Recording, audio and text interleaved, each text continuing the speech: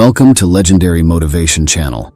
Join us as we listen to some of Neville Goddard's greatest lectures, books, and radio talks, which might never been recorded or released on the internet before until now. Today we present his remarkable lecture, The Crucifixion.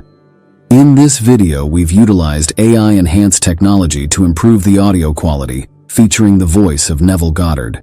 We hope you enjoy the content and kindly support us by liking, subscribing, and sharing your thoughts in the comments below. Sit back and enjoy the masterpiece work of one of America's greatest mystics, Neville Goddard. The crucifixion is the history of man. Our human history begins with birth and ends with death.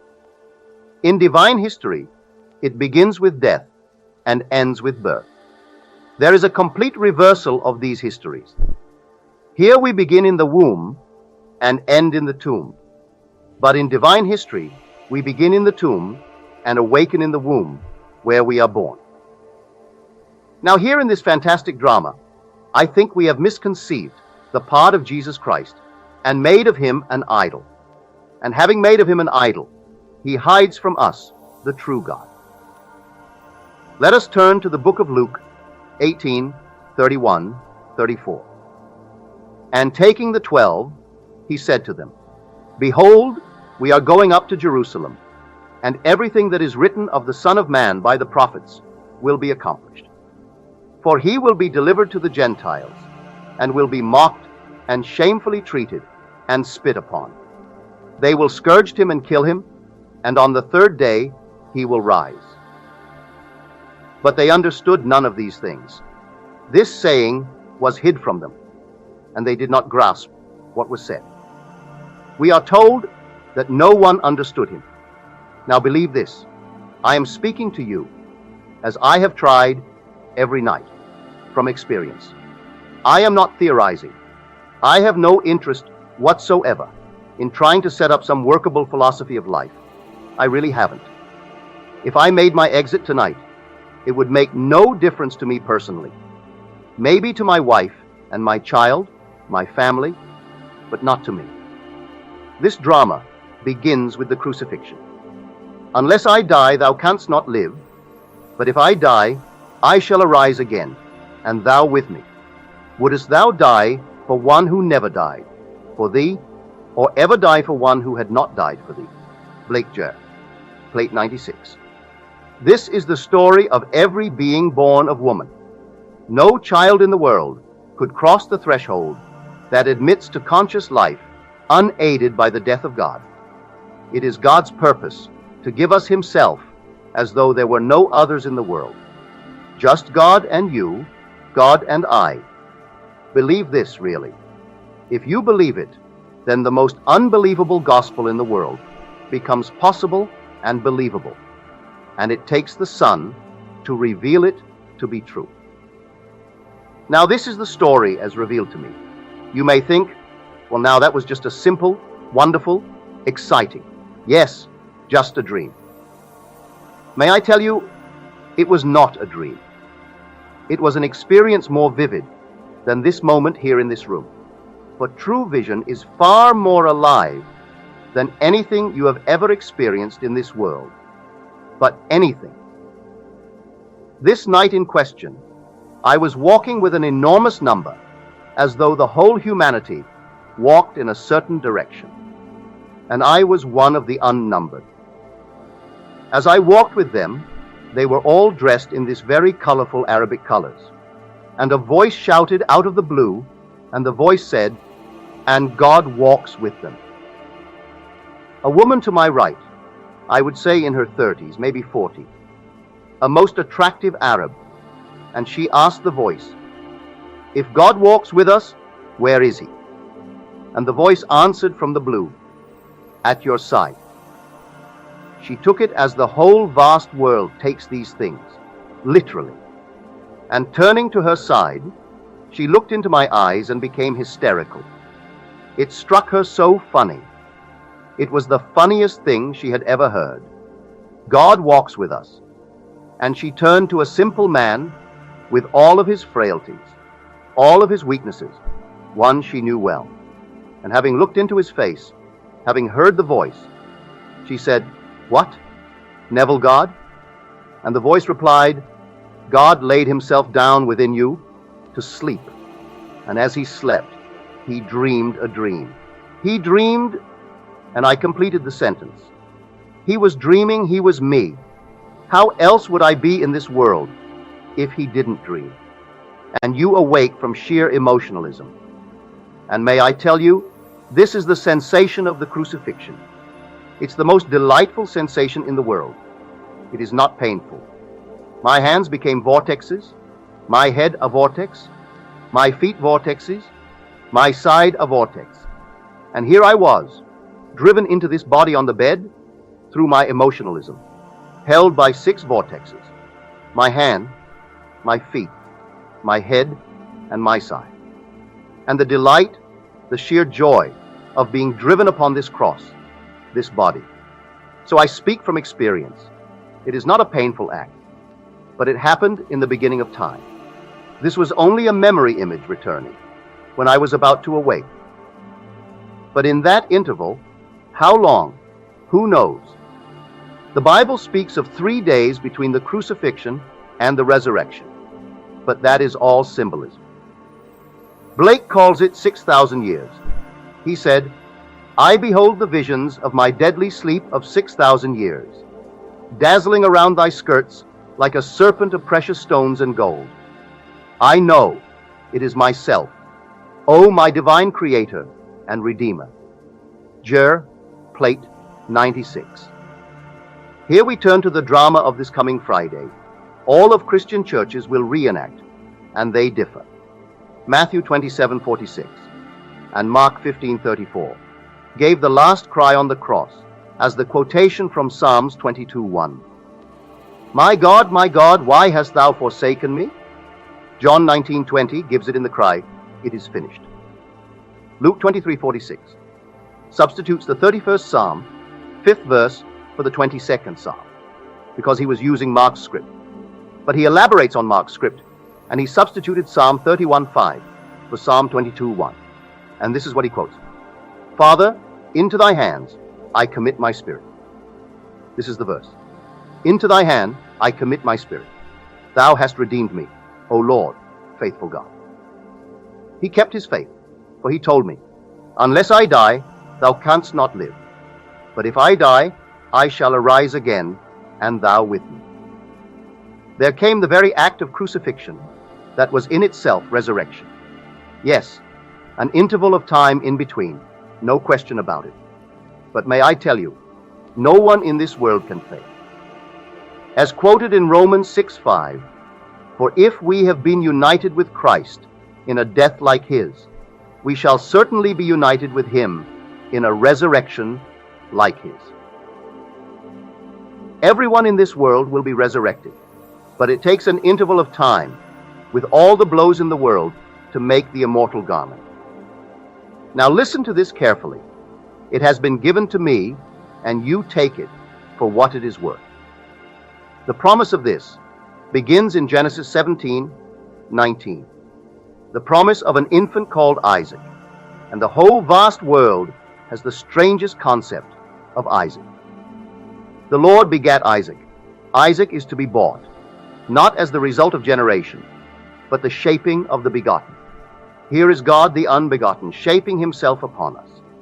And when he completes that shape, and it is perfect in his eyes, then we are born from above. So Isaac is the shaping of the unbegot, but God is not begotten. He is begetting himself on man, the individual man. And when he begot himself in me, to his satisfaction, I was born from above and went through the entire series in the interval of 9 months, judged by Caesar's calendar. How many thousands of years prior to that, I do not know. I cannot tell you. I would if I knew, for I have no secrets. When I get it, I tell you, but I do not know. The veil has not been lifted to that extent. But I do know that when it pleased him, that which he begot in me, then it took 9 months for the entire series of these mystical experiences, as described in Scripture, to completely unfold within me. So I can tell you, it is going to happen to you. And so, there's no time. It took 9 months from the moment of the birth. But when that birth takes place, it is all in God's keeping. And you and I are put through the furnace of affliction. Let no one tell you that you are not going to. Isaiah 14:24. As I have planned, so shall it be. As I have purposed, so shall it stand. And no one will thwart it, but no one. I am inclined to believe that in spite of the pain, in spite of all the things that man plots and plans in this world, there is a definite period. The book of Habakkuk tells me it is, but they won't tell me what the period is. He says, the vision has its own appointed hour. It ripens, it will flower. If it be long, then wait, for it is sure, it will not be late. If it will not be late, and the vision has its own appointed hour, well then, whether Blake is right or someone else is right, I do not know. But I assure you the last section takes only 9 months, even though you linger for years beyond that 9 months. For you came into your inheritance at that third experience. But the glory of your heavenly inheritance cannot become actual or is fully realized in the individual so long as he is still in the body. The moment he takes off that veil, called the body, he is clothed in that garment that God and God alone made. God was actually shaping himself upon this garment without my consent, without my knowledge, molding that unbegotten being that he is, and giving me himself. So when he succeeded in giving me himself, it satisfied him, that immortal garment that he would wear. So he wears it, for his name is I Am. And may I tell you, in all of my experiences, I never had a change of identity. Never. I have always been aware of being I Am. I have never had any feeling of being other than who I am. And something was taking place in me, and it was God. As we are told, Phil 1:6, he who began a good work in me will bring it to completion at the day of Jesus Christ. Jesus Christ is a profession that is God, and he will not stop it until he brings it to Jesus Christ in you. But we have taken Jesus Christ and made of him an image, an idol. And having made of him an idol, he now hides from us the true God. It is God, the only God, that is actually shaping himself upon you. And when that is shaped upon you, this is a form, a mold. But this cannot inherit the kingdom of heaven. This is flesh and blood. It takes this to mold it upon it. For what is being molded upon, it is God, the unbegotten. And God being spirit, he is molding himself as spirit, the immortal you. And then you, God, are clothed. Well, how could you clothe God in form? He is clothing himself in a shape, and that is you. So he begets us. But it began with the crucifixion. The crucifixion does not end the drama. It begins the drama. So everyone becomes a breathing, living, conscious being because God died for him. It's the mystery of life through death, as told us in John 12-24. Unless a grain of wheat falls into the earth and dies, it remains alone. But if it dies, it bears much fruit. It has to fall into the earth and die. And this is the earth, the body, in God's kingdom. And God falls into this earth and dies. He forgets that he is God in his belief that he is man. God actually becomes man, that man may become God, and molds himself, this unbegotten being, upon man. And when he is satisfied with that molding process, it is in the eye of God that it's perfect. Therefore, if it is perfect, then God is born in man. So God actually gives himself to us, to each of, as if there were no others in the world. Just God and you, God and I, believe it. The whole story of the gospel is this story. So the crucifixion, from my own personal experience, is not as the churches depicted. The sorrow comes in between. That interval, be it 6,000 years, I do not know. But in that interval, we have to be molded, as we are told in Isaiah 48, 10, 11. I have tried you in the furnace of affliction. For my own sake, I do it. For there is no other way in the world to bring me into that state of perfection and to weave me into an immortal body, to receive God Himself as my own being. So I went through all the fires of affliction and these fiery ordeals. So don't be concerned. Whom God has afflicted for secret ends, He comforts and heals and calls them friends. E. Gospel. Blake. When you and I enter God's Golgotha, as we are told, and when they came to the place which is called the skull, there they crucified Him. Luke 23:33. The word skull, which is translated in the definition of Golgotha, another definition is the Holy Sepulchre. So now we know what the Holy Sepulchre is. It is our own wonderful human skull. That's where He is crucified. But He is also nailed upon the cross.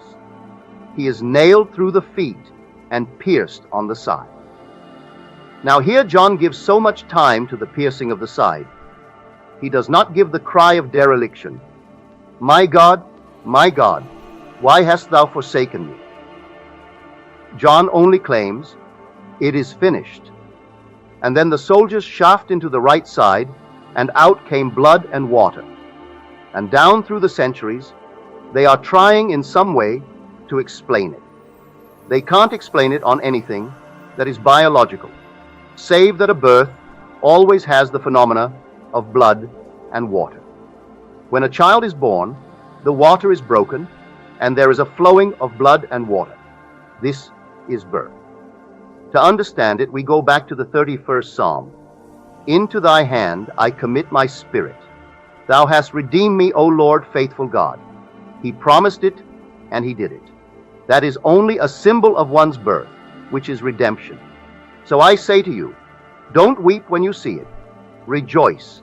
It was God's sacrifice of Himself, because He desired to individualize Himself in unnumbered garments in all of us.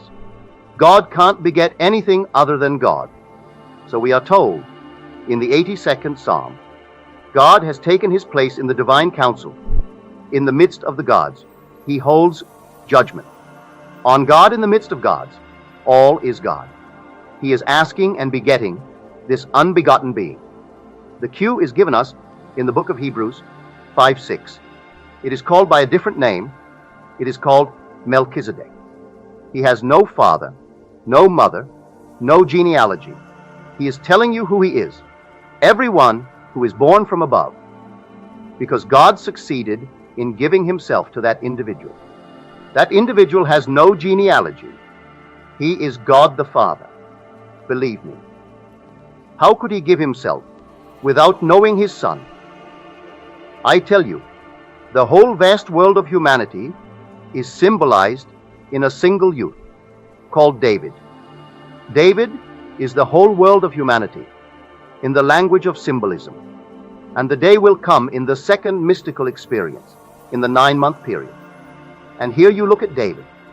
And David is your son, and you know it more surely than you know anything in the world. There is no uncertainty when you look into his eyes and you see David, and he calls you, my Lord, my Father. You know for the first time who you really are. And you turn to the world and you tell them what happened. But you are told, as I quoted earlier from Luke 18:34, they understood none of these things. This saying was hid from them, and they did not grasp what was said. How can you persuade the individual that the day will come that even this very moment I could take the most Orthodox Jew in the world? If I went to Israel tonight and talked to the head rabbi and asked him if he feels any relationship to David, he would say, only as the greatest of the kings of Israel. But relationship as to myself, no. But he respects the great king of Israel and hopes someday to rebuild the dynasty that is now gone. But he could not feel a relationship. And if I, in his eye, a total stranger, a Gentile, would tell him I am his father, he would spit in my face. To him, that would be blasphemous. And yet I could tell him, I am his father. I'll go further. I'll tell you, you are his father, and the day is coming, it will be revealed to you. And when the whole vast world is completed, and God's work is finished, and he has given himself to every being in the world, because he is the father of David. To give me himself, he has to give me fatherhood of David, not just fatherhood. There is no need to give me fatherhood and not the father of his son. His son, yes. Psalm 2:7, Thou art my son, today I have begotten thee. Then he takes this only begotten son to prove his gift to us by giving us that son as our son. And you look right into his eyes, and he calls you Father. He calls you Adonai, my Lord. I tell you, the day will come when you and I will be the same father of the same child, everlasting, eternal youth, that God in the beginning put into the mind of man and molded man into the likeness of himself. Read it in Eccleston 3:11. God has put eternity into man's mind, yet so that he cannot find out what God has done from the beginning to the end. The word translated eternity is the Hebrew word olam. The olam is translated youth, lad, stripling.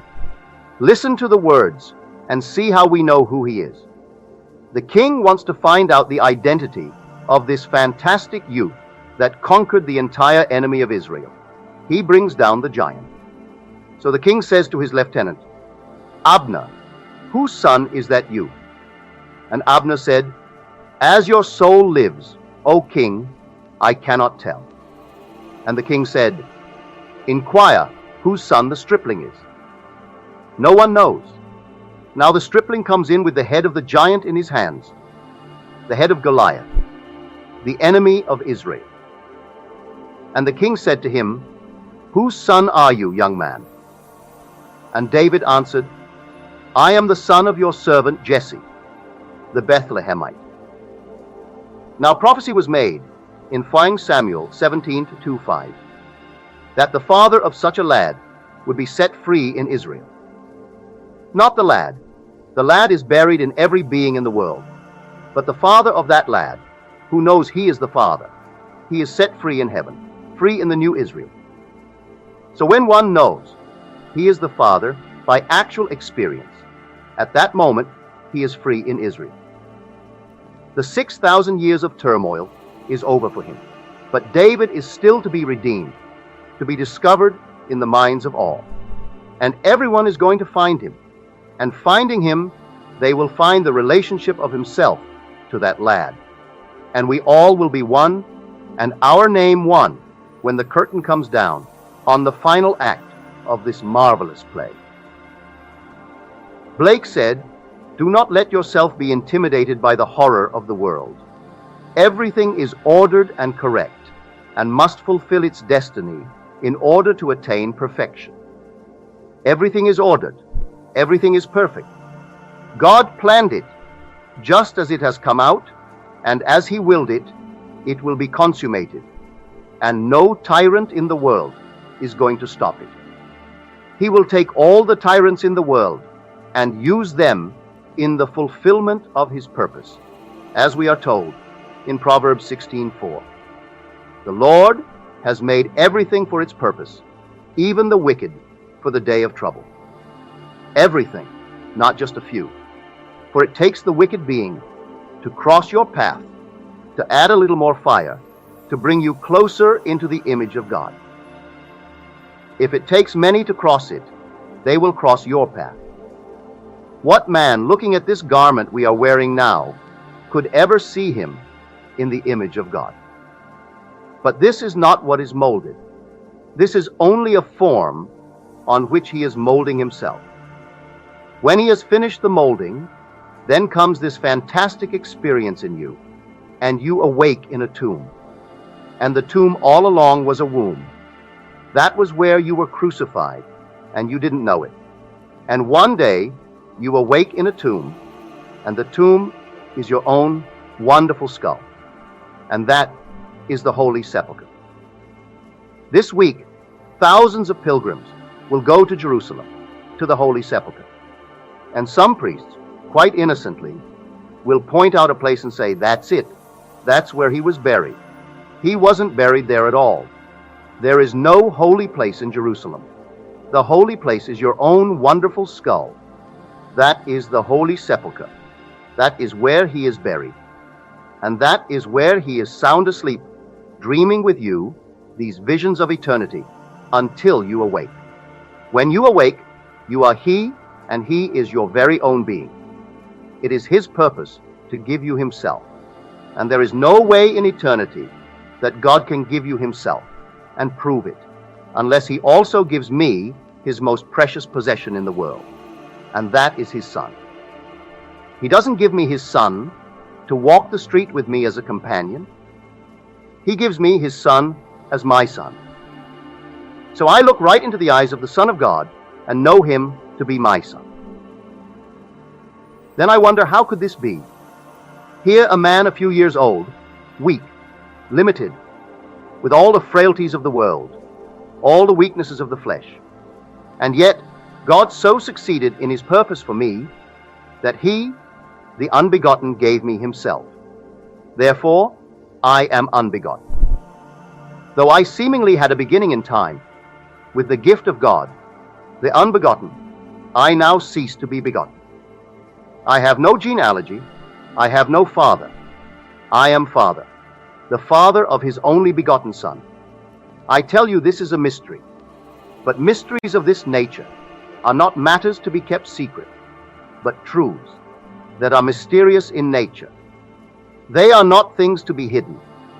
The minute they happen to you, you tell them to encourage every being in the world that in spite of the furnaces of the moment, to continue, keep on moving, for you are moving anyway.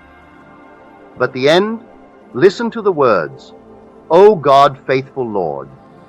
He has kept his faith. He promised me in the beginning he would do it. Thou hast redeemed me, and then sent me through furnaces without my consent, without my permission. Take the story of Job. Here is one subjected to all the most horrible experiments in the world produced by God. And in the end he said, Job 42:5, I heard of thee by the hearing of the ear, but now my eye sees thee. He sees the only thing in the world is reveal God to himself, because God is invisible to the world. But his Son reveals God. No one knows who the Son is except the Father, or who the Father is except the Son, and anyone to whom the Son chooses to reveal it. So, how will I ever know God? When his Son comes into my world and looks me in the face and calls me Father, then I know God. And yet, in spite of this, may I tell you, the day will come, you will still be taken into the presence of infinite love. And you don't have to ask who you are or anyone in the world who he is. As you stand in the presence of infinite love, he embraces you, and you know who he is and who you are.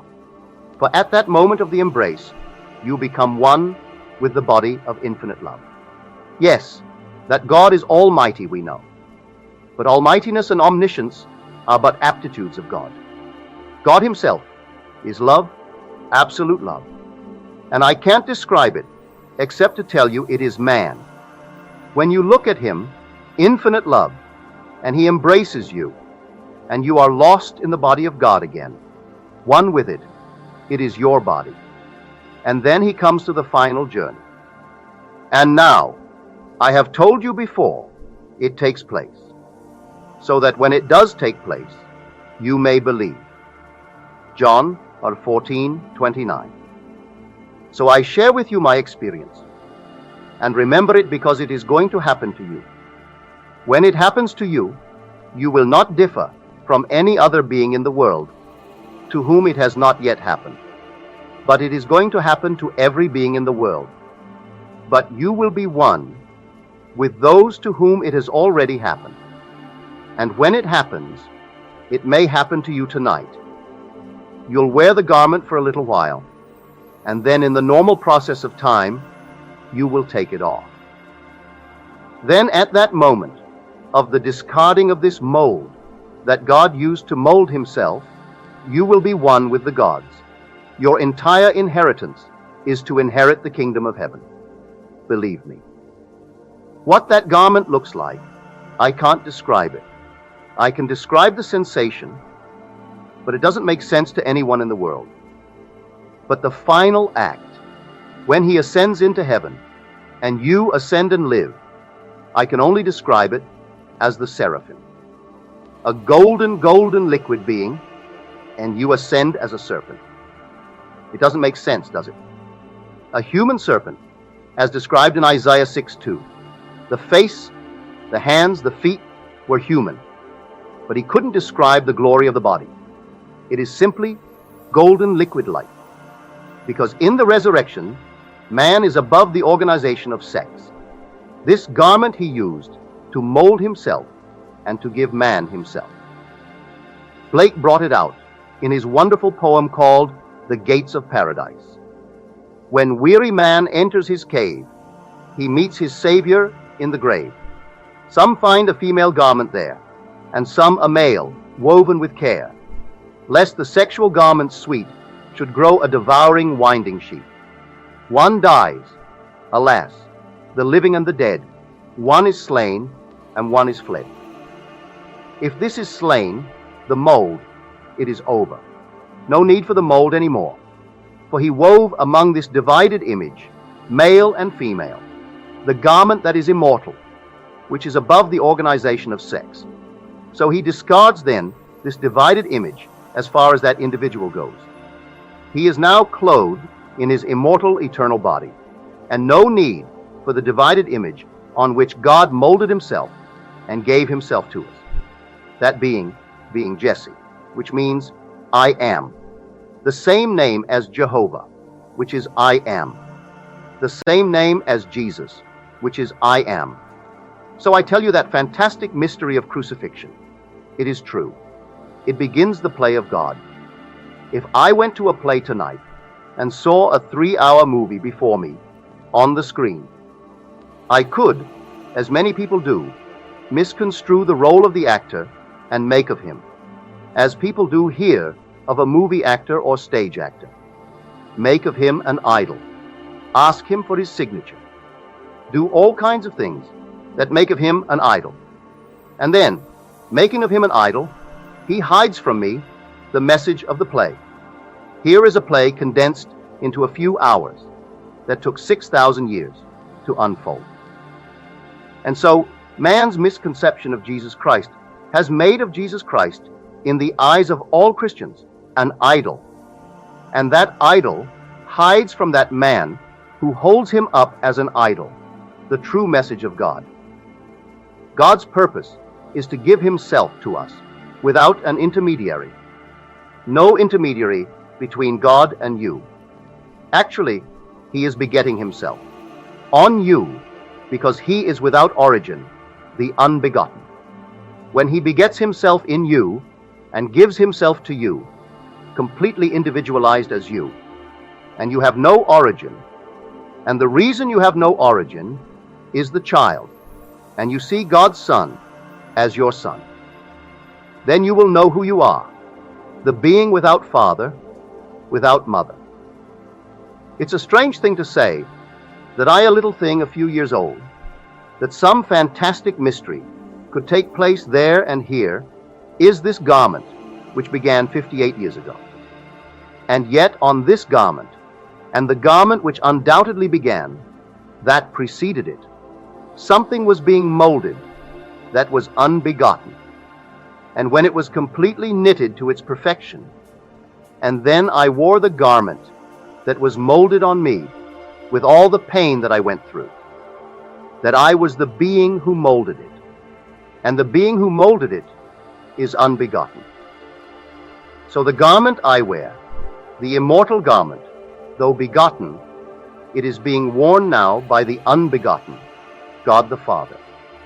You dwell upon it. If what I have told you this night seems strange, if you are here for the first time, or maybe you are here for the 100th time, it still seems strange, but it is true. Everything I have told you is true. I have spoken to you from my own spiritual experiences. We are all on a fabulous pilgrimage, moving towards some invisible shrine, and God is awakening in us. The world round about us will go on in their journey, and when we are singled out one by one, they will laugh at the very thought that he who died a normal death, as any other man, was that exit, his final exit, and she by that experience. Do they talk about it, eternalize it? They smile and continue the journey. Perfectly all right.